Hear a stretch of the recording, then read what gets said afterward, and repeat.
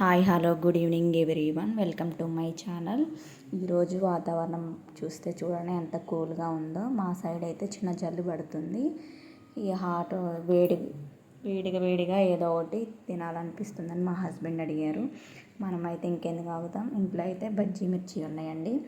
బజ్జీ చేద్దామని అయితే నేనైతే రెడీ అయ్యాను. ఇప్పుడైతే లోపలి గింజలు ఉన్నాయి కదా, ఆ గింజలు అయితే తీసేయాలి.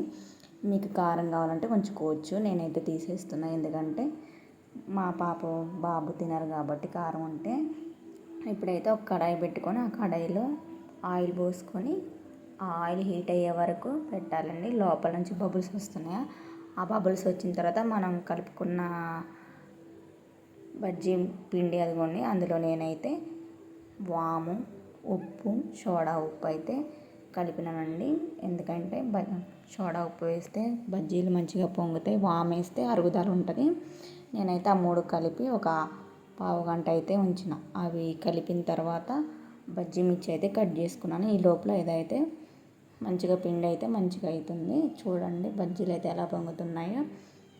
Light golden colours, brown colour కానీ గోల్డెన్ కలర్ వచ్చేసే వరకు వేయించుకోవాలండి. బజ్జీలు మాత్రం చాలా క్రిస్పీగా వస్తాయి. లో ఫ్లేమ్లో పెట్టి కాల్చుకుంటే బజ్జీలు అయితే క్రిస్పీగా వస్తాయి. చూడండి ఇప్పుడైతే లైట్ గోల్డెన్ కలర్లోకి అయితే వచ్చినాయి. అటు ఇటు తిప్పుకొని మంచిగా కాల్చుకోవాలండి. ఎందుకంటే శనగపిండి కాబట్టి లైట్గా ఉన్న కొంచెం మెత్తగా ఉంటాయి. లో ఫ్లేమ్లో పెట్టుకోవాలి. ఇప్పుడైతే ఫస్ట్ వై అయితే తీసినాయి. ఇప్పుడైతే సెకండ్ వై. చూడండి బజ్జీలు అయితే మంచిగా పొంగుతున్నాయి. కలర్ కూడా మంచి కలర్లో వస్తున్నాయి. మా ఛానల్ని సబ్స్క్రైబ్ చేసుకోండి. మీ సైడ్ వర్షం ఉందా లేదా